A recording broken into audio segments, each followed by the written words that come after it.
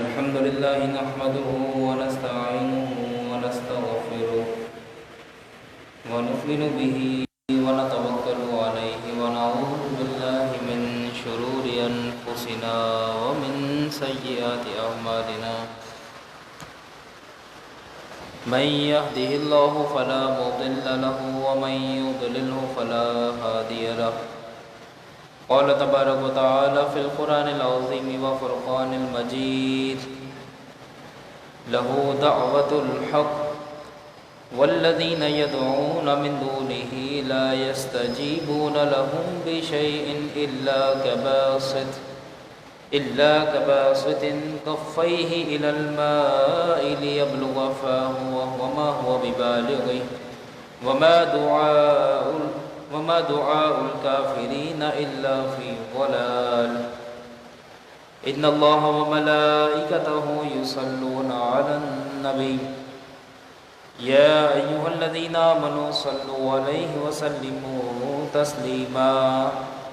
اللهم صل على سيدنا ومولانا محمد معدن الجود والكرم وآله وبارك وسلم صلاة وسلاما عليك يا خاتم النبيين. حضرات، سورۃ الرعد آیت نمبر 14 آپ کے سامنے تلاوت کرنے کا شرف حاصل کیا. سورہ رعد کے اندر جو عنوان اس وقت چل رہا ہے وہ ہے توحید باری تعالیٰ اور شرک کا رد. تو اسی ضمن میں اللہ تعالیٰ نے آج بھی کچھ مثالوں سے توحید کی حقانیت کو واضح کیا اور شرک کا یہاں پر رد فرمایا. اللہ رب العزت فرماتا ہے کہ اسی کا پکارنا سچ ہے، یعنی اللہ کا ہی پکارنا سچ ہے. لہو دعوت الحق. دعویٰ کا مطلب دیکھیں، دعویٰ کا مطلب دعوت کا مطلب ہوتا ہے کسی کو پکارنا، کسی کو بلانا. تو اللہ تمہیں اپنی طرف بلاتا ہے، تو اللہ کی جو پکار ہے، جو اللہ تمہیں دعوت دیتا ہے اپنی طرف آنے کی، اللہ نے فرمایا کہ وہی حق ہے، وہی سچ ہے، باقی سب باطل ہے. باقی دنیا تمہیں کفر کی طرف بلائے، بت پرستی کی طرف بلائے، گناہ کی طرف بلائے، پتھروں کو سجدے کی طرف بلائے، چڑھاووں کی طرف بلائے، سورج کو خدا منوانے کی طرف بلائے، چاند کو خدا منوانے کی طرف بلائے، یہ سب ساری صورتیں، ساری کنڈیشن سب باطل ہیں. اگر حق ہے تو اللہ کی راہ ہے، اور اللہ تمہیں اپنی طرف بلاتا تو وہ سچ ہے. لہو دعوت الحق. اور فرمایا کہ اس کے سوا جو یہ پکارتے ہیں، کفار جو پکارتے ہیں، جتنے نان بلیورز ہیں، جتنے کافر ہیں، یہ جو پکارتے ہیں وہ ان کی کچھ بھی نہیں سنتے. فرمایا کہ والذین یدعون من دونہ لا یستجیبون لہم بشیء.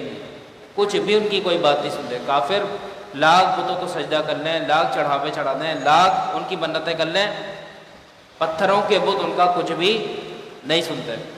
اب دیکھیں پوری دنیا میں کہاں کہاں بت پرستی ہو رہی ہے، کہاں کہاں بتوں کو پکارا جا رہا ہے، کون کون سی صورتوں میں پکارا جا رہا ہے، اس کا کوئی فائدہ نہیں ہے. اب یہاں پر اللہ تعالیٰ نے ایک تمثیل بیان کی، ایگزامپل بیان کی. اور قرآن جو ایگزامپلس دیتا ہے نا، بڑی خوبصورت مثال ہے. دیکھیں اللہ تعالیٰ نے یہاں پہ جو مثال بیان کی اس کے دو مطالب ہیں، دو معنی ہیں.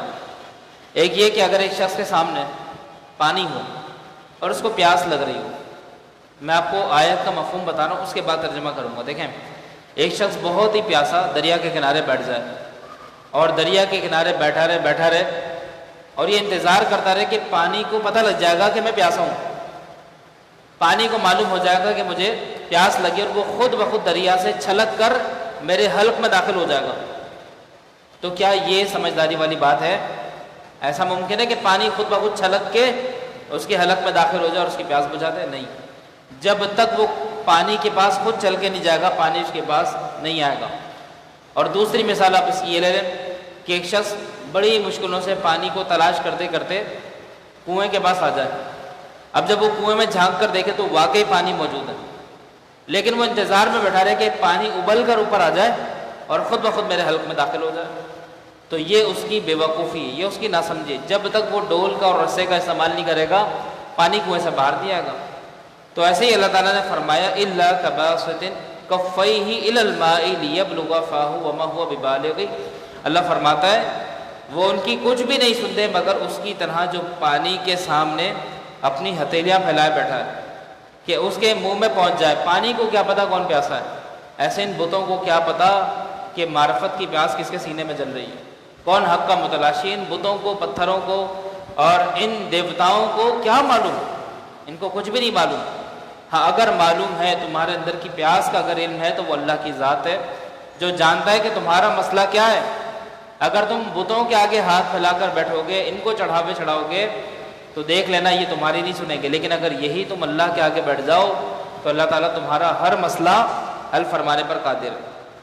اللہ فرماتا ہے کہ حالانکہ وہ ہرگز اس تک نہ پہنچ جائے گا، اور کافروں کا پکارنا گمراہی میں ہے۔ فرمایا وما دعاء الکافرین الا فی ضلال۔ ضلال کا مطلب ہوتا ہے گمراہی، بدعت۔ تو کفار جو ہیں گمراہی میں، اللہ کے سوا کسی کو پکار کے وہ گمراہی کریں۔ اب آ جاتی ہے آیت نمبر 15، سورۃ الرعد آیت نمبر 15۔ اچھا، یہ آیت پڑھنے سے پہلے ایک مسئلہ ضرور سماعت فرما لیں، جتنے لوگ سن رہے ہیں اس وقت، جن جن کے کانوں میں آواز آ رہی ہے، یہ جو آیت ہے یہ آیت سجدہ ہے، یہ آیت سجدہ ہے، اور جو یہ سنے گا اس پر سجدہ واجب ہو جائے گا۔ تو بہتر یہی، میں آپ کو دعا کے بعد بھی یاد دلا دوں گا، سجدہ یہیں پر کر کے پھر آپ گھروں کو جائیے گا، سجدہ تلاوت۔ اور سجدہ تلاوت کا شرعی مسئلہ یہ ہے کہ اگر کوئی شخص سجدہ تلاوت والی آیت کو پڑھ لے، اور دوسری بات جو ویورز ہمارے سن رہے ہیں سوشل میڈیا پہ، جو لائیو دیکھ رہے ہیں نا، جتنے بھی ہمارے لائیو فالوورس ہیں، جو بعد میں سنیں، ابھی جب یہ بیان اپلوڈ ہو جائے گا اس کے بعد جو بھی سننے والے ہیں، سورۃ الرعد آیت نمبر 15 جو میں پڑھ رہا ہوں، جیسے ہی آپ نے سن لی، سجدہ تلاوت آپ پر واجب ہو گیا۔ اب آپ گھروں سے سن رہے ہیں، دفتروں سے سن رہے ہیں، جس جگہ سے بھی سن رہے ہیں، آپ اسی وقت سجدہ کر لیں تاکہ گناہ گار نہ ہو۔ تو بہرحال ہم انشاءاللہ یہاں پہ درس کے بعد میں خود بھی سجدہ کروں گا، آپ نے بھی کر کے جانا ہے، تو یہ ضرور یاد رکھیے گا۔ اللہ فرماتا ہے وَلِلَّهِ يَسْجُدُ مَنْ فِي السَّمَاوَاتِ وَالْأَرْضِ طَوْعًا وَكَرْهًا وَظِلَالُهُمْ بِالْغُدُوِّ وَالْآصَالِ۔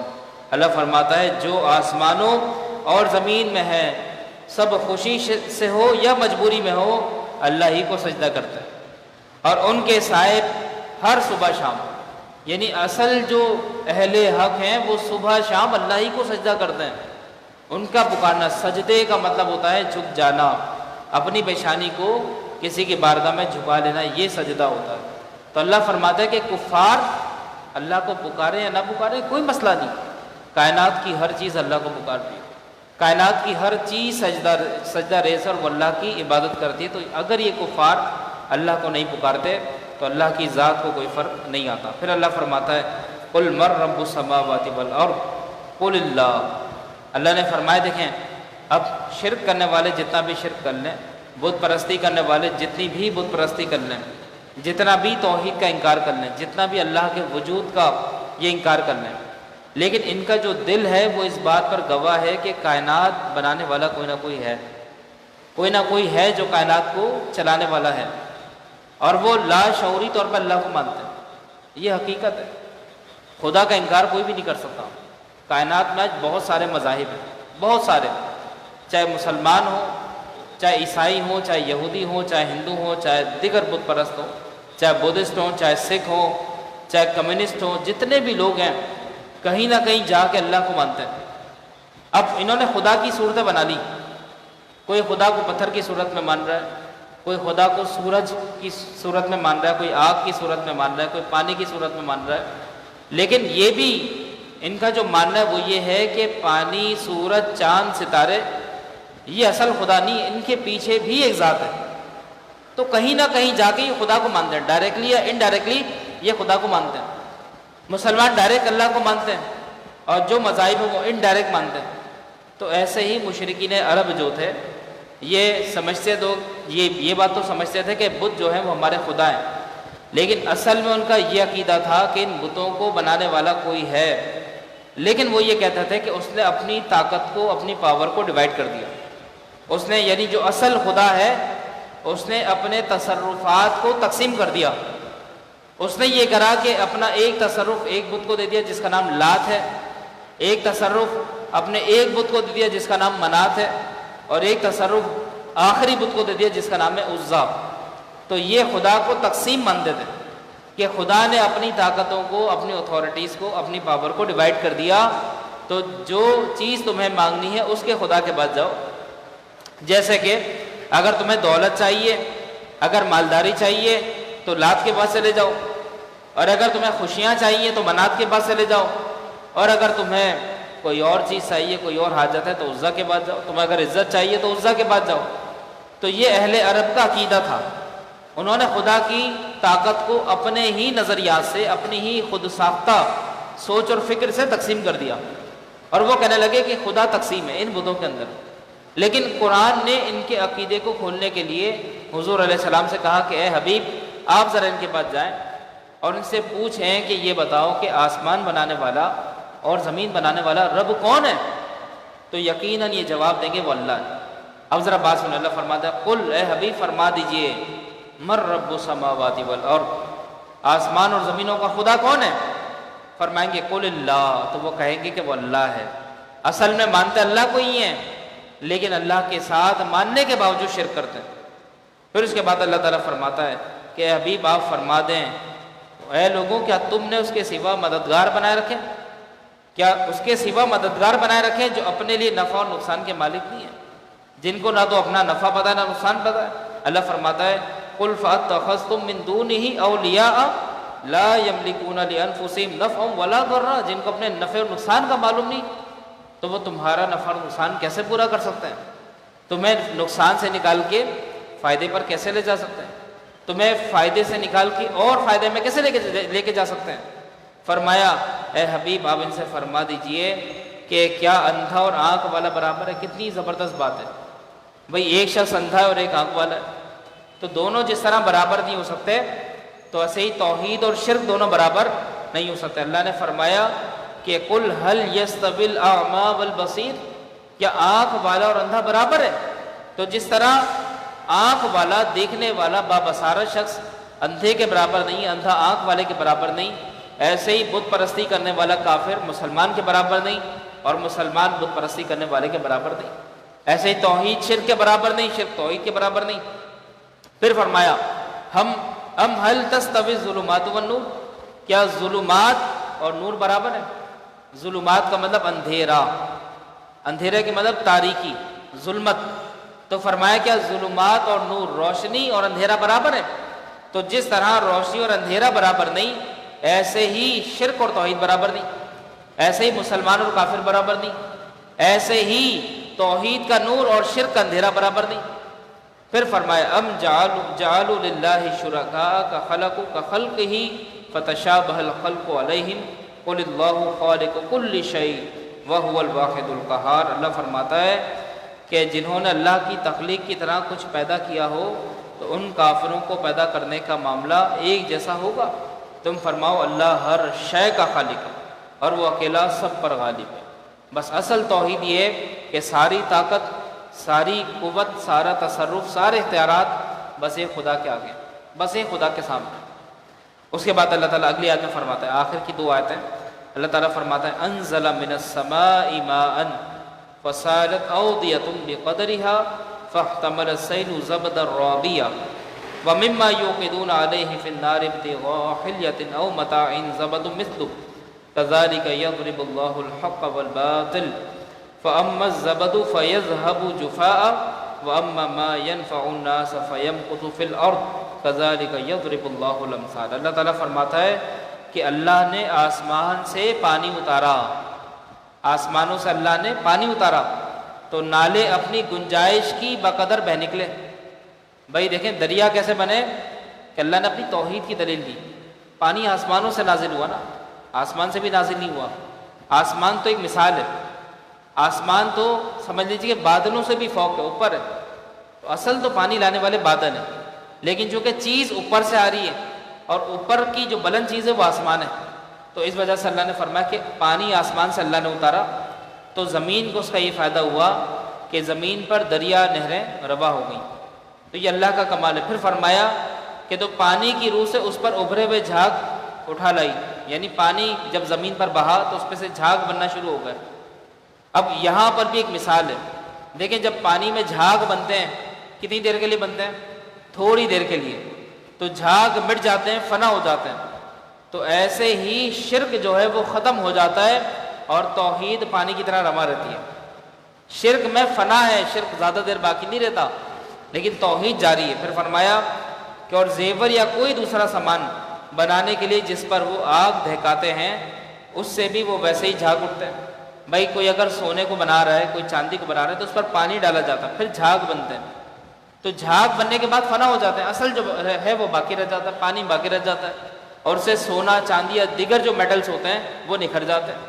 تو ایسے ہی توحید کا جو اجالا ہے وہ باقی رہتا ہے، اور شرک اس جھاگ کی طرح فنا ہو جاتا ہے جیسے کہ پانی کا جھاگ ہے۔ پھر فرمایا کہ اللہ اسی طرح حق اور باطل کی مثال بیان کرتا ہے، تو جھاگ تو ضائع ہو جاتا ہے اور وہ پانی جو لوگوں کو فائدہ دیتا ہے وہ زمین میں باقی رہتا ہے، اور اللہ یوں ہی مثالیں بیان فرماتا ہے اپنی۔ پھر امام فخر الدین رازی رحمۃ اللہ علیہ نے اس آیت کی جو مثال ہے نا اس کو بڑے اچھے انداز میں بیان کرا، اس کا خلاصہ میں آپ کو بتاتا ہوں۔ دیکھیں امام فخر الدین رازی فرماتے ہیں کہ اس آیت کے اندر پانی جو کہا گیا نا، پانی، تو پانی سے مراد ہے قرآن پاک، اور ندیوں سے مراد ہے بندوں کے دل، یعنی بندوں کے دل میں اللہ کی کبریائی اور جلالت۔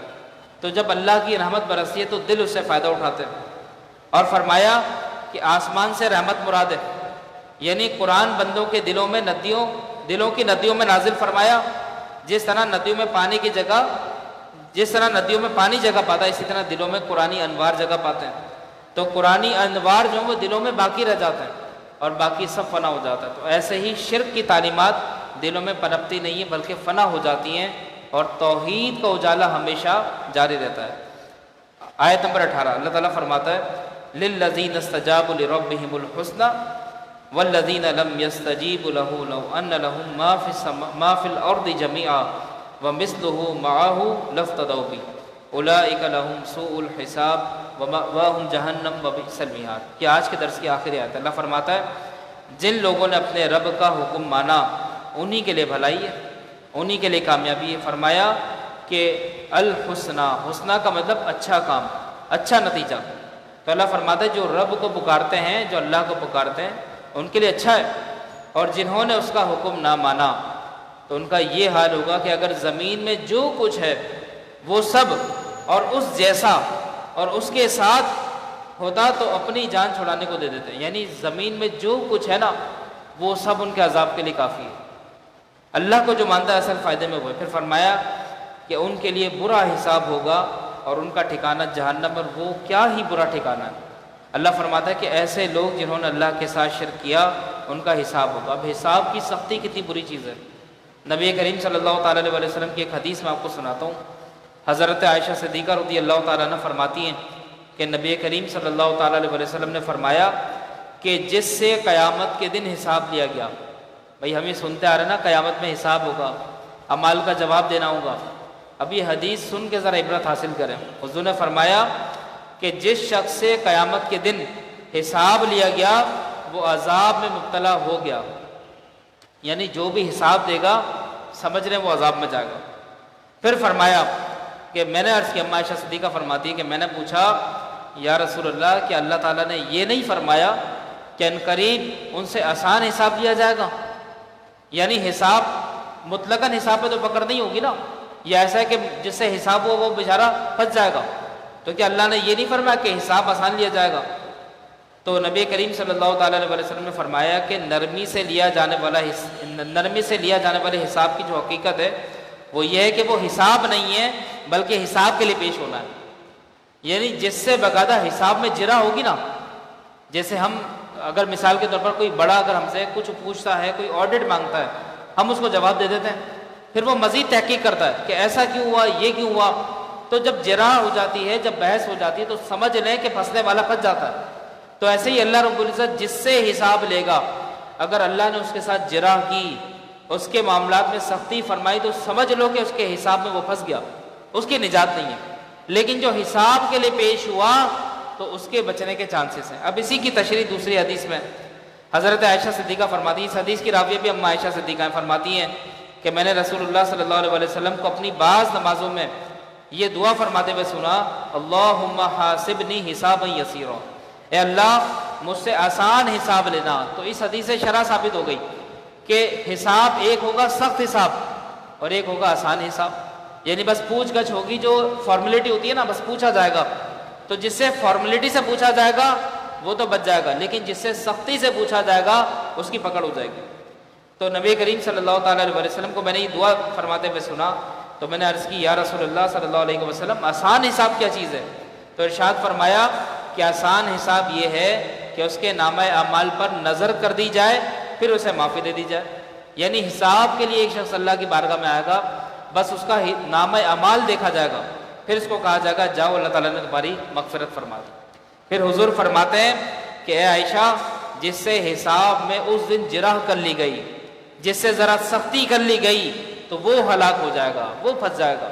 یعنی جہاں اللہ نے پوچھ لیا کہ یہ کام کیوں کیا، تم سے یہ غلطی کیوں ہوئی، اب یہ جرح ہو گئی، یہ سختی ہو گئی، تو اب یقیناً جواب دینے والا جواب نہیں دے سکتا. لیکن جس سے حساب میں پوچھا گیا اور ایک فارمیلٹی پوری کی گئی کہ بھئی نامہ اعمال دیکھ لیا، تو اس کی مغفرت ہو سکتی ہے، لیکن سختی کرنے والے کی مغفرت نہیں ہے. یہ مسند احمد کی یہ روایت ہے. تو اللہ تعالیٰ ہمیں بلا حساب و کتاب اپنی رحمت سے جنت عطا فرمائے. تو یہ آج کے درس میں دوسرا رکوع جو ہے یہ سورہ رات کا مکمل ہوا. تو دعا کے بعد جن لوگوں نے یہ آیت سنی تھی اور ہمارے جتنے ناظرین ہیں، جتنے بھی ویورس ہیں، وہ لازمی احتیاطاً ابھی سجدہ کر لیجیے گا تاکہ یہ ہمارے اوپر قضا نہ بن جائے. ٹھیک ہے، دعا کے بعد انشاءاللہ سجدہ کر لیتے ہیں.